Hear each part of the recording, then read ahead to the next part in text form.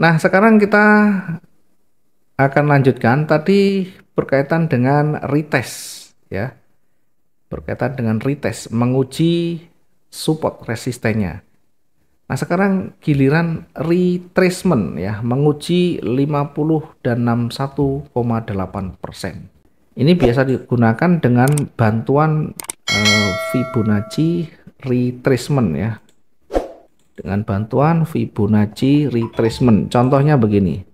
Kita mencari area retracement saat market itu mulai melawan arah dari tren yang ada ya. Dari tren yang ada itu mulai melawan arahnya. Sehingga kita baru mencari retracementnya. Nah, contoh yang sederhana, ini contoh yang sederhana. Saya misalkan menggunakan ini tren dulu, turun dulu ya, yang panjang dulu. Ini misalkan kita di candle berikutnya baru beberapa candle begini, baru beberapa candle yang dia sudah hijau ya. Satu hari ini misalnya kita baru buka di market itu sudah muncul, sudah ada tampilan begini, artinya sudah cukup siang ya. Ini sudah bukaan pertama, kedua jam 6, 7, 8, 9, 10, jam 10 siang misalkan. Ternyata ini sudah mulai melawan dari sebelumnya, tren sebelumnya itu merah ini. Jadi kita mengambilnya dari sini ya, dari puncak yang atas ini ke yang bawah. Bodi merah atas, bodi merah bawah. Ini bergerak naik. Maka kita gunakan ini ada draw Fibonacci retracement. Kalau di MetaTrader itu di atas ada draw Fibonacci retracement. Diklik saja di sana. Kemudian diklik, kemudian tarik ke bawah ya. Dimanapun ada biasanya, di TradingView juga ada. Nah, kalau di MetaTrader itu langsung kelihatan ada angkanya, di sana ada angka 50 dan 61,8. Oke, diingat ketika trennya awalnya turun, kemudian dilawan dengan hijau, jadi melawan trennya atau berbalik dari tren ini, maka untuk menguji naiknya sampai di mana, itu kita bisa menggunakan Fibonacci retracement. Meskipun yang terdekat kita bisa mengujinya dengan begini. Ini level, kemudian di break, kemudian kita bisa menguji dengan retest. Di sini ada namanya retest atau menguji resisten retest. Ya, dengan menguji resistennya. Kemudian ketika dia nanti lebih kuat naiknya atau retest ditembus, maka kita uji dengan area retracement ya, areanya adalah 50 dan 61,8 dengan cara menarik garis Fibonacci dari sini, kemudian bodi atas merah, bodi bawah merah karena awalnya trennya turun, sehingga ketemu di area ini, kita tandai. Maka ketika naik nanti selama tidak menembus di situ akan kembali turun, tapi ketika dia menembus sangat kuat maka akan kembali lanjut naik sampai bahkan menyentuh mendekati resisten di atasnya. Sehingga kita paling tidak ada gambaran. Kalau kita entry buy, setidaknya target kita di bawah di sini. Dari sini ke sana, misalkan dari sini ke sana itu cukup panjang 1000 lebih bahkan. Nah, kalau kita menunggu break dari retestnya di sini, ngambil posisinya buy di sini misalkan di 1955, target sampai di situ di 500% itu sudah 500 lebih, sampai di 61 bahkan 1000, jangan terlalu banyak. Targetnya maksimal di 700 saja ya, sekitar 700 di dalam. Lebih aman, lebih sering tersentuh. Misalkan begitu ya. Oke, kita lihat pergerakannya, dia bergerak berada di area retest dulu. Menguji retest, kalau tidak mampu menembus dia akan memantul. Kalau dia menembus dia akan lebih kuat naik. Nah, ini sementara memantul, retest.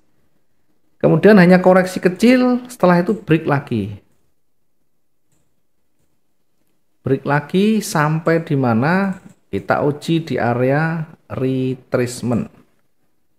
Ya, selama dia tidak lewat dari area ini, maka dia akan kembali turun. Nah, ketika mendekati area ini, nanti kita lihat ciri-ciri pembalikan itu apa. Ketika sudah ada ciri-ciri pembalikan, kita bisa menempatkan sell lagi di sini. Nanti kita pelajari bagaimana ciri-ciri pembalikannya.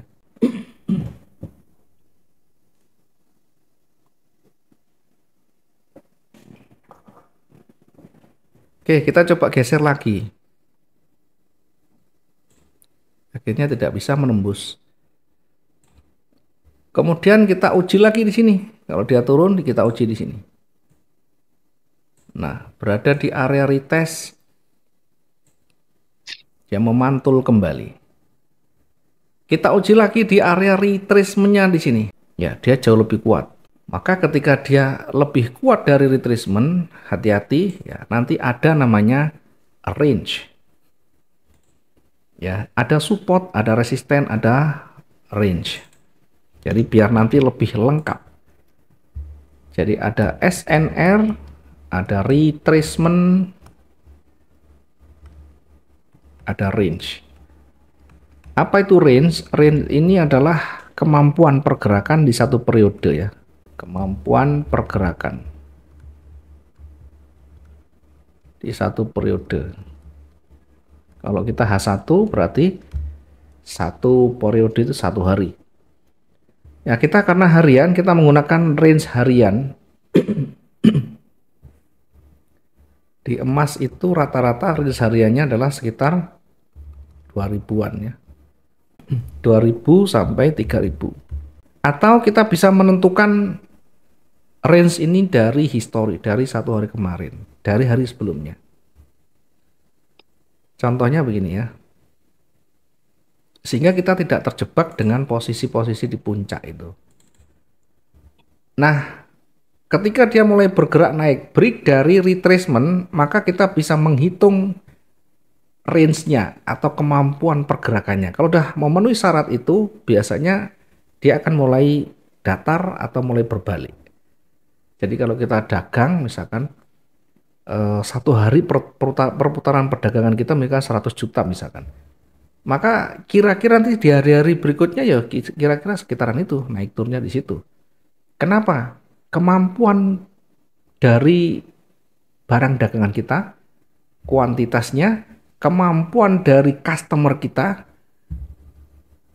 yang sudah kita jalani itu sangat kecil sekali. Kalau misalkan rata-rata 100 juta tiba-tiba meledak dari 500 juta. Kita jualan bakso misalnya, 1 hari mampu membuat bakso 20 kilo, tiba-tiba 100 kilo kan tidak mungkin. Kecuali ada kondisi tertentu ya. Hari-hari seperti itu. Di perdagangan pasar uang juga sama. Ketika rata-rata sudah terpenuhi, nah kita menghitungnya begini. Lihat yang terdekat 1 hari kemarin. High-nya di sini, low itu kalau di MetaTrader ini kita tandai dengan garis putus-putus ini. Ini satu periode, 1 hari dengan time frame H1 sehingga satu periode ini ada sekitar 24 candle. Nah, kita lihat, kita ukur dulu daily range-nya dari high dan low-nya, dari tertinggi dan terendahnya. Kira-kira begini. Ini 1 hari sebelumnya. Sehingga ketika dia bergerak naik, kita akan mengujinya di sana. Nah, kita akan menguji begini. Ternyata ini adalah maksimumnya. Sehingga ketika mendekati itu, biasanya nanti akan mulai berkurang. Kecuali dia jauh lebih panjang, maka kita bisa menggunakan range yang sebelumnya yang lebih panjang. Ya, karena ini terlalu panjang 2 kalinya, kita bisa cari yang lebih panjang dari 1 hari kemarin. Ya, 1 hari kemarin. Jadi 1 hari kemarin ini panjang sekian, berarti kira-kira nanti akan panjangnya mendekati di sini. Ini high-nya, ini low-nya di sini. Nah, nanti kira-kira akan seperti ini. Kalau kita uji ke atas, ya mengujinya dari low-nya itu di sini, low-nya itu di sini, kemudian sampai di atas. Jadi kira-kira kalau naik sampai di sini akan kembali memantul. Jadi kalau kita masuk posisi buy, misalnya setelah break di sini, kita masuk posisi buy di sini misalnya. Kalau targetnya nanti terlalu tinggi di sini atau targetnya 1000, maka akan sulit. 1000 dari sini itu kira-kira, nah di sini. Apa yang kita dapatkan belum sampai tersentuh target itu kembali memantul.